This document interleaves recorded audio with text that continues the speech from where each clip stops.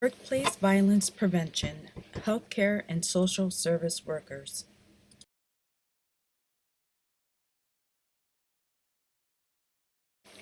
Workplace violence is any physical assault, threatening behavior, or verbal abuse occurring in the work setting. A workplace may be any location, either permanent or temporary, where an employee performs any work-related duty.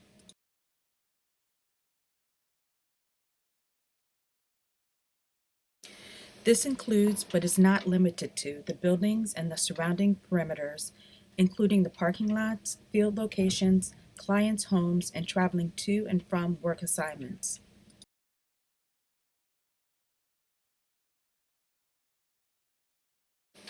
Workplace violence includes beatings, stabbings, suicides, shootings, rapes, near suicides, psychological traumas, threats or obscene phone calls, intimidation, harassment of any nature, being followed, sworn, or shouted at.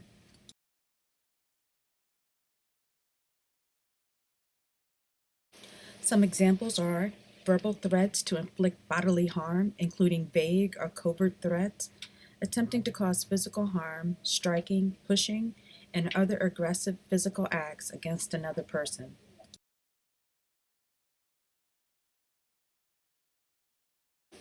Examples also include verbal harassment, abusive or offensive language, gestures, or other discourteous conduct towards supervisors, fellow employees, or the public.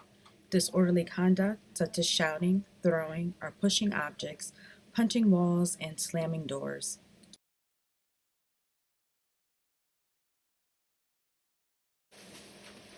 Making false, malicious, or unfounded statements against coworkers, supervisors, or subordinates, which tend to damage their reputation or undermine their authority. Inappropriate remarks such as making delusional statements, fascination with guns or other weapons, bringing weapons into the workplace.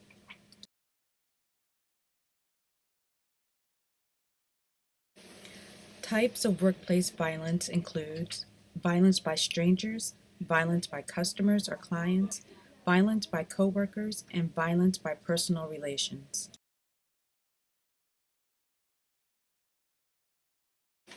Statistics on workplace violence. Homicide is the second leading cause of death in the workplace.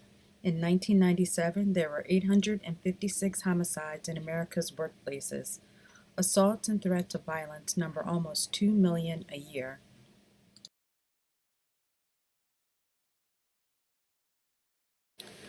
The most common was simple assaults, 1.5 million a year. Aggravated assaults, 396,000. Rapes and sexual assaults, 51,000. Robberies, 84,000. And homicides, nearly 1,000.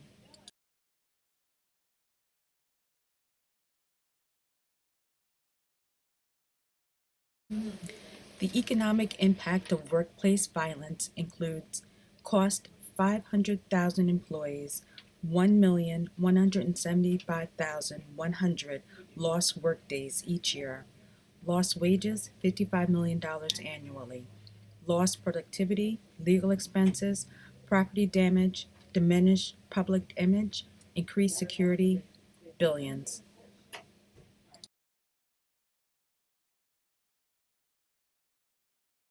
The risk factors of workplace violence include the prevalence of handguns and other weapons among patients, their families, or friends, and the increasing use of hospitals by the criminal justice system for criminal holds and the care of acutely disturbed, violent individuals.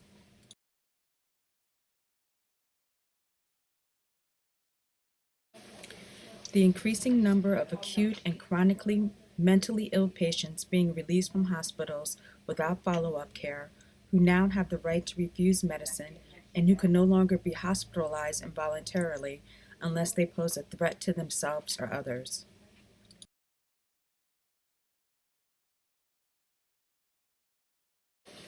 Risk factors also include the availability of drugs and money at hospitals, clinics, and pharmacies, making them likely robbery targets, unrestricted movement of the public in clinics and hospitals, presence of gang members, drug alcohol abusers, trauma patients, distraught family members, low staffing levels during time of increased activity, such as meal and visiting times, transporting of patients.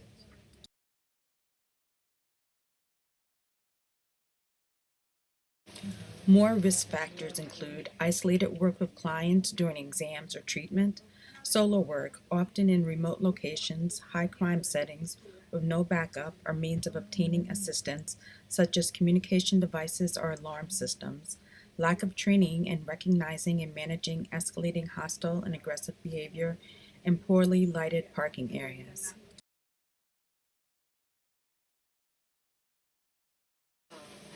Management commitment, organizational concern for employee and emotional and physical safety and health, equal commitment to worker safety and health and patient client safety, system of accountability for involved managers and employees.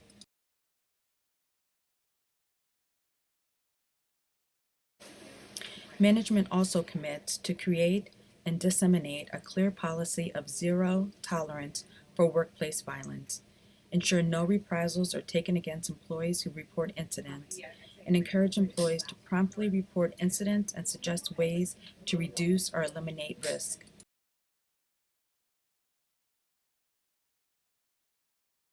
Management will outline a comprehensive plan for maintaining security in the workplace, assign responsibility and authority for program to individuals with appropriate training and skills, affirm management commitment to worker supportive environment, and set up company briefings as part of the initial effort to address safety issues.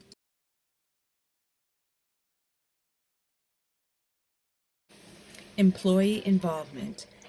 Employees must understand and comply with the Workplace Violence Prevention Program and other safety and security measures. Participate in employee complaints or suggestion procedures covering safety and security concerns. Prompt and accurate reporting of violent incidents.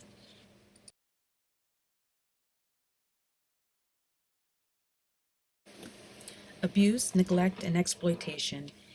Each year, hundreds of thousands of older persons and young children are abused, neglected, and exploited by family members and others, often well known by the abused. Many victims are frail and vulnerable and cannot help themselves and depend on others to meet their basic needs. Abuse may be defined within the guidelines as several different categories: domestic abuse, institutional abuse, sexual abuse, child abuse, and self abuse neglect. Karen Ann Quinlan Hospice employees might see any of these categories of abuse incidentally in the course of their work in homes and institutions in which our patients are housed. Domestic abuse refers to any type of maltreatment by someone who has a special relationship with the elder person or the dependent child. Institutional abuse by staff at the institution refers to actions that an elderly person or child may have experienced which threatens their own health or safety. Neglect refers to any physical or emotional need that is purposely ignored. Other maltreatments include abandonment and financial or material exploitation of either an elder adult or child. Karen and Quinlan Hospice employees are required by law to report suspected or known abuse, neglect, or exploitation. Karen and Quinlan Hospice insists that this is to be reported to the case manager or immediate supervisor. Personal and spontaneous intervention is not encouraged unless there is imminent danger to the victim or staff member. In this instance, the proper response will be to call 911 and obtain assistance. The supervisor, with your assistance, will report it to the appropriate government agency with the goal of providing resolution to the abused person in a legal and ethical manner for the long term.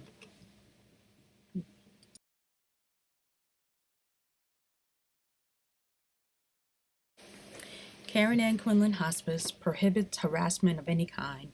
Any employee that feels that he or she has been discriminated against should promptly report it using the following steps. Report the matter to his or her immediate supervisor. If circumstances prohibit this response, the behavior should be reported to any member of management. This report should be given verbally or in writing and shall include specific details of the harassing behavior. It is helpful if details of dates, times, and places, witnesses, if any, to the harassment can be provided. Any employee believing inadequate action is being taken to resolve the complaint should go directly to the Chief Operating Officer for resolution of the problem.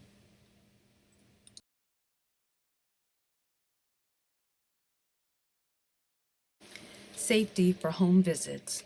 Think safety first at all times. Know how to avoid trouble. Know the dangers which can be present in homes or in visits. Personal violence or street crimes. You can't tell who may be violent. Use common sense and be alert. These crimes can occur anywhere and at any time. Plan ahead. Know where you are going. Use your GPS or carry a map or street info book.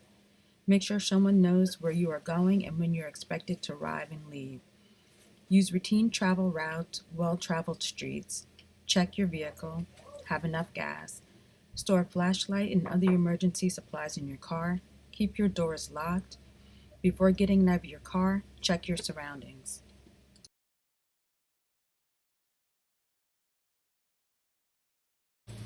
Trust your instincts. If the area looks unsafe or if you feel it is unsafe, it probably is. Use extra precautions. Keep your head up and walk confidently. Go around, not through a group of people.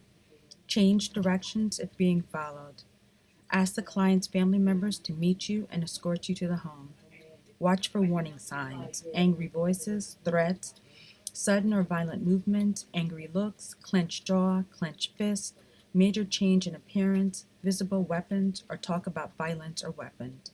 Make sure you always have access to an exit if an emergency occurs, and have your keys in hand and between your fingers when walking toward the car to ward off approaches.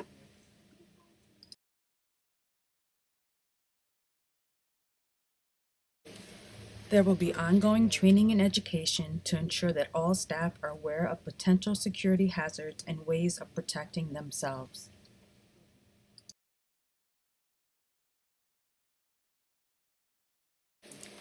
That concludes our program.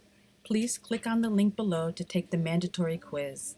If the link does not work, visit the employee portal and click on the link on the page to take this quiz. Please be sure to click submit at the end of the quiz. Thank you.